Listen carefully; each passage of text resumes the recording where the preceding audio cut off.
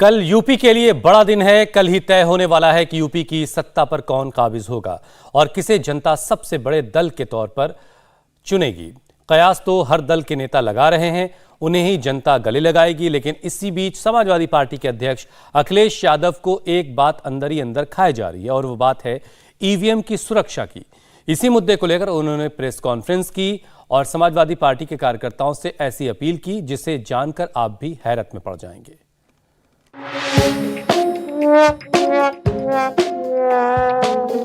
UP में अगर कोई गले में दूरबीन टांगे और रह रहकर इधर उधर दूरबीन से झांकता नजर आए तो उसे आप हल्के में मत लीजिएगा, कोई ऐरा गैरा मत समझिएगा। जनाब, वो समाजवादी पार्टी के कार्यकर्ता हो सकते हैं,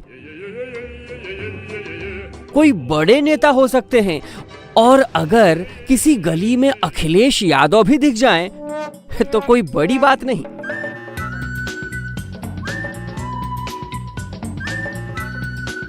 अखिलेश यादव को काउंटिंग में धांधली का शक है। उनका आरोप है कि ईवीएम में हेर फेर हो सकती है, इसलिए झट से एक प्रेस कॉन्फ्रेंस की और अपने कार्यकर्ताओं से कह दिया, आंख और कान खोले रखो, कहीं भी कभी भी ईवीएम मशीन के साथ कुछ भी हो सकता है। प्रमुख सचिव मुख्यमंत्री आप जानकारी कर लें, अगर आपके डीएम्स कोई जानकार हैं, उन्होंने खुद बताया है कि वहां से लखनऊ से फोन आ रहे हैं कि जहां पर भारतीय जनता पार्टी हार रही हो वहां पर काउंटिंग स्लो हो और रात तक काउंटिंग लेकर के जाइए। कम से कम इलेक्शन कमीशन को देखना चाहिए, खुलेआम जनता देख रही है, आज के जमाने में लाइव है कि किस तरीके से ईवीएम्स को ले आया जा रहा था। चुनाव आयोग को सबसे पहले जिलाधिकारी बनारस पे कार्रवाई करनी चाहिए कि आखिरकार उसने किसी को कॉन्फिडेंस में क्यों नहीं लिया। अब अखिलेश यादव ने वाराणसी और बरेली में ईवीएम की गड़बड़ी का आरोप लगाया तो समाजवादी पार्टी का पूरा जत्था ही काम पर लग गया, जाम लगा दिया, तोड़फोड़ की और जमकर प्रदर्शन किया। इस आरोप पर वाराणसी के डीएम ने कहा कि मशीनें सिर्फ ट्रेनिंग के लिए ले जाई जा रही थी। समस्या एक छोटे से कंफ्यूजन को लेके हुई है। एक ईवीएम का छोटा पिकअप 20 ईवीएम को लेके जा रहा था यूपी कॉलेज, और यूपी कॉलेज में कल 1000 कर्मचारियों का प्रशिक्षण है।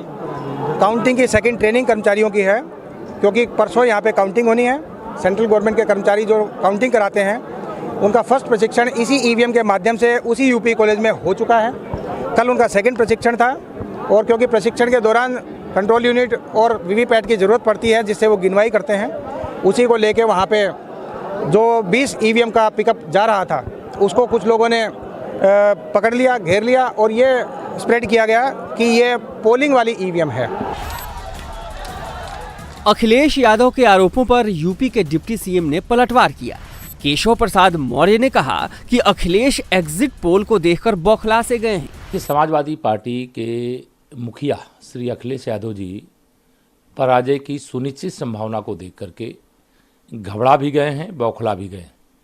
उनके आरोप जो भी हैं वह तथ्यहीन हैं, निराधार हैं और अफवाह फैलाने वाले हैं। 7 चरण के चुनाव के बाद जो अलग अलग चैनलों एजेंसियों के माध्यम से एग्जिट पोल आए, जिसमें भाजपा एक बार फिर से बड़े बहुमत के साथ सत्ता में वापसी कर रही है, उसके बाद उनके गुंडे, उनके अपराधी, उनके तथाकथित गठबंधन कहूँ हठबंधन करने वाले जो उनके साथी सहयोगी हैं, वो सब बौखलाए हुए। अखिलेश यादव के आरोपों का जवाब करहल से उनके खिलाफ इलेक्शन में उतरे केंद्रीय मंत्री एसपीएस बघेल ने दिया। बघेल ने कहा कि अखिलेश यादव बेबुनियाद बातें कर रहे हैं। अगर इस तरह सरकार बन जाती तो बीजेपी उन राज्यों में सरकार न बना लेती जहां अभी विरोधियों की सरकार चल रही है। अभी मैं एक बात कहने की हिम्मत कर पा रहा हूं कि शायद हम पंजाब में सरकार नहीं बना पा रहे हैं। अगर ईवीएम में कोई घोटाला होता तो क्या पंजाब की सरकार हमको बुरी लगेगी भारतीय जनता पार्टी की? मध्य प्रदेश में हमारी नहीं बनी, वहाँ ईवीएम्स के द्वारा बनाना, या राजस्थान में बनाना, या छत्तीसगढ़ में, या झारखंड में, अथवा दिल्ली राज्य में 3-3 बार से हमारी सरकार नहीं बन रही है। तो ईवीएम में अगर कुछ होता तो क्या ये सरकारें बनाना भारतीय जनता पार्टी को अच्छा नहीं लग रही है? अखिलेश यादव को लग रहा है कि ईवीएम में गड़बड़ी हो सकती है। अखिलेश ही नहीं, उनकी पार्टी के कई सीनियर लीडर्स और कैंडिडेट्स को भी यही आशंका सता रही है। यही वजह है कि समाजवादी पार्टी के उम्मीदवार दिन रात ईवीएम की निगरानी कर रहे हैं।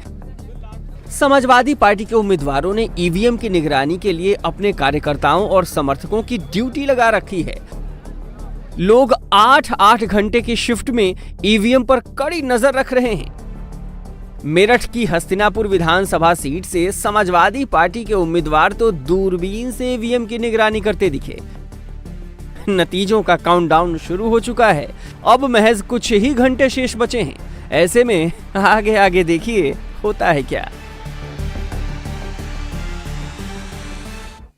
इंडिया टीवी हर वक्त हर जगह डाउनलोड करने के लिए सर्च करें India TV news Google play store या ऐप स्टोर पर।